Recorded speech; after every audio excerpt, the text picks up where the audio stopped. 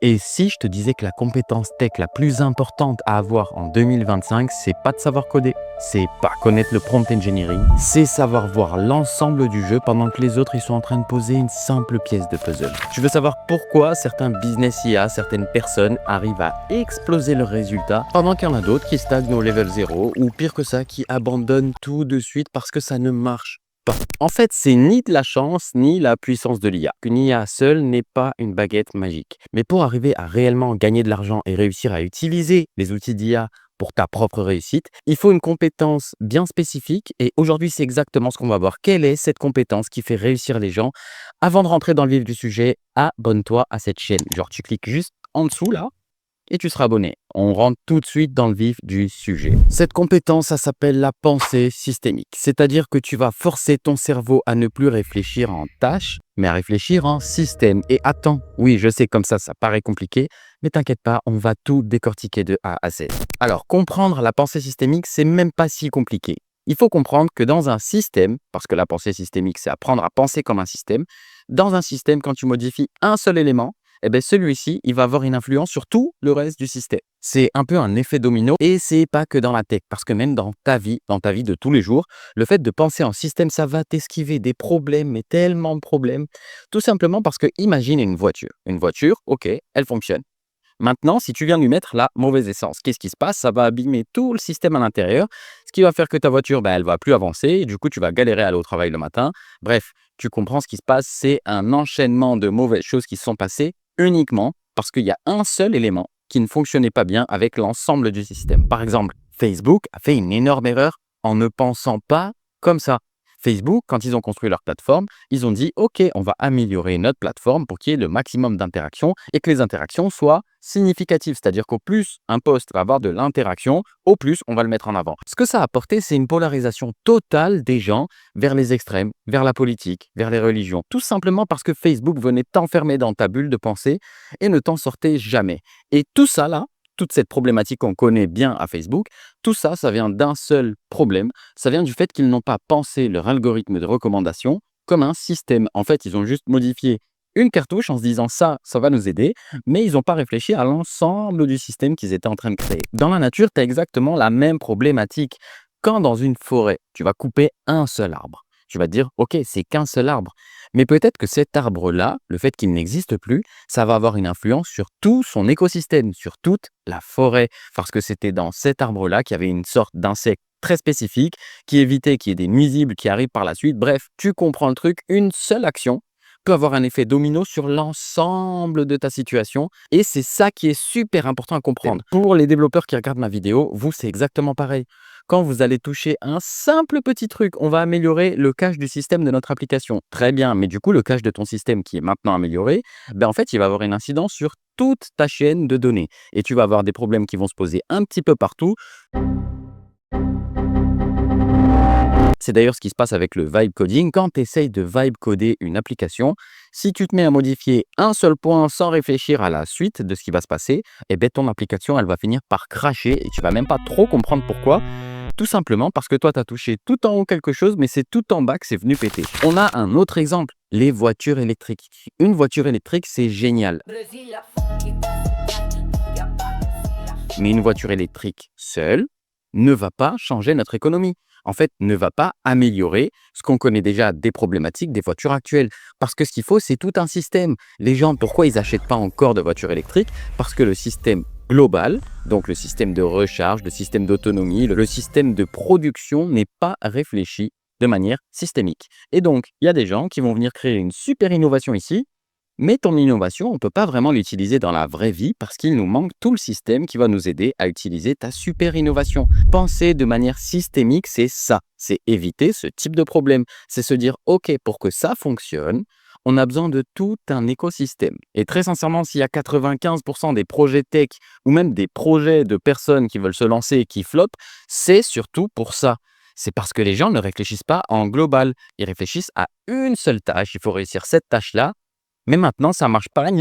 Ça marche pas, j'y arrive pas, mais c'est normal que tu n'y arrives pas. Parce que tout ton système ne fonctionne pas en osmose. En fait, il faudrait que tout ton système soit en harmonie, que tout fonctionne ensemble. En fait, il faudrait que ton système, tu le réfléchisses comme un géant puzzle. Ça ne te viendrait pas à l'idée de prendre une pièce d'un puzzle qui a rien à voir et venir la mettre sur une pièce que tu es en train de créer. C'est pareil pour ton système. Et c'est exactement ça que j'apprends à tous les membres de GPT Money. En fait, j'apprends aux membres de GPT Money à créer des systèmes automatisés grâce à l'IA pour générer des revenus en ligne. Mais ça, si ça t'intéresse, je te mets le lien juste en dessous dans la description.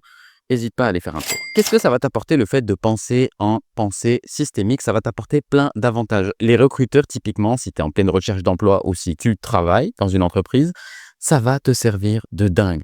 Parce qu'un recruteur, quand il voit que la personne qu'il a en face réfléchit de façon systémique, qu'est-ce qu'il se dit? Il se dit, OK, ce mec-là, dans mon équipe, mais c'est un putain de winner parce que lui, il va pas se concentrer uniquement sur sa tâche.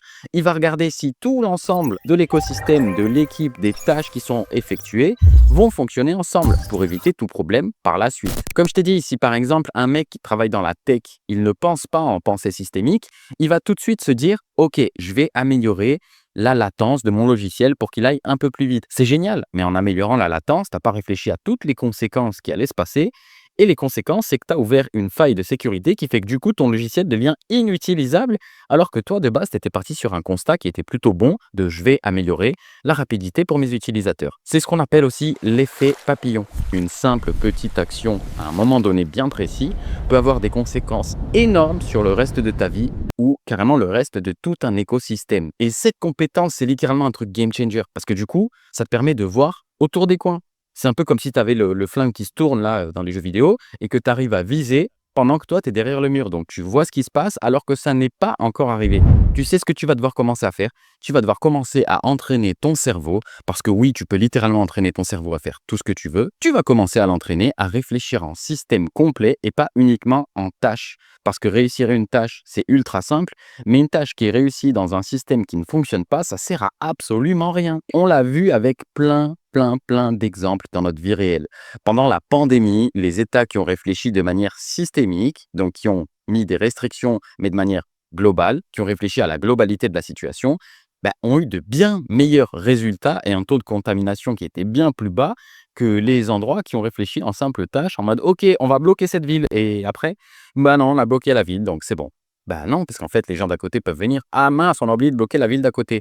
Alors, on bloque aussi la ville d'à côté, mais celle d'à côté, elle est encore libre. Bref, tu as compris le principe. Les gens qui réfléchissent en pensée systémique réussissent souvent bien mieux que ceux qui réfléchissent en tâche parce que réfléchir tout ton système, c'est un gage de réussite quasi instantané parce que tu vas pouvoir te donner une image complète, une image globale de comment les choses vont fonctionner entre elles. Un autre exemple frappant, c'est la construction des villes.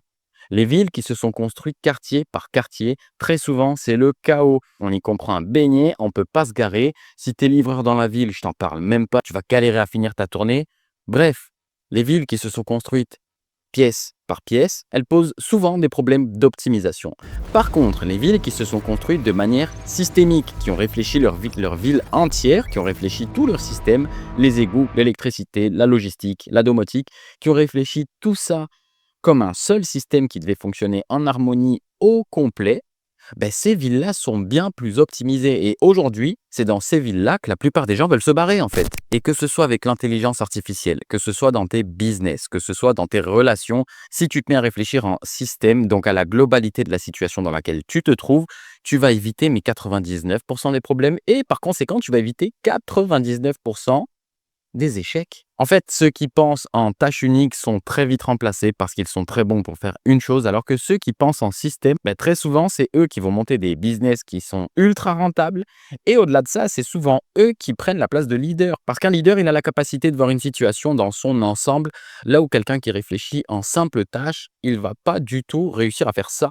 En vrai, si je devais te résumer toute cette vidéo en une seule phrase, c'est que le futur appartient pas à ceux qui savent comment ça marche. Le futur, il appartient à ceux qui savent comment tout fonctionne ensemble pendant longtemps et comment tout le système reste en harmonie. Le futur appartient à ces gars-là. Si tu es resté jusqu'à la fin, j'ai un cadeau pour toi. Scanne ça là. Si tu scannes ce QR code, je t'envoie une ressource gratuite. C'est une formation d'à peu près 40 minutes qui va t'apprendre à faire des vidéos, réfléchir en système. Bref, scanne le QR code. Je te le remets, scanne-le. Je t'assure que tu vas pas regretter. Et en plus, c'est 100% gratuit, donc hésite surtout pas. Si tu as kiffé la vidéo, comme d'habitude, tu t'abonnes. Normalement, tu t'es déjà abonné au tout début. On avait dit sur le bouton là et tout, c'était facile. Bref, si tu l'as pas fait, t'inquiète, il n'y a pas de souci, tu t'abonnes maintenant. Nous, dans tous les cas, on se voit dans la prochaine vidéo. Et attends, parce qu'avant de partir, j'ai envie de te montrer ma dernière création. Je te la mets tout de suite. C'était Karim. Peace. Je te laisse avec ma création cette fois-ci. Je vais te raconter mon histoire. Voilà comment tout a commencé. Une vidéo mal filmée, mal montée. Mais le temps passe trop vite. À 32 ans, j'aurais pu rester tranquille dans mon CDI. Mais je voulais plus. Alors j'ai agi. Je voulais changer de vie. C'était pas facile et c'était long. Et aujourd'hui, je permets à tout le monde de prendre la même route que moi. Fini le métro, boulot, dodo, les horaires de bureau. Fini de passer à côté de ton argent. Ce que nous permet l'IA est devenu incroyable. C'est le plus grand transfert de richesse de notre vie. Un changement total de notre économie. Et ça n'arrive qu'une fois. GPT Money te donne des années d'avance sur les autres. Débloque enfin la vie que tu mérites. Rejoins GPT Money.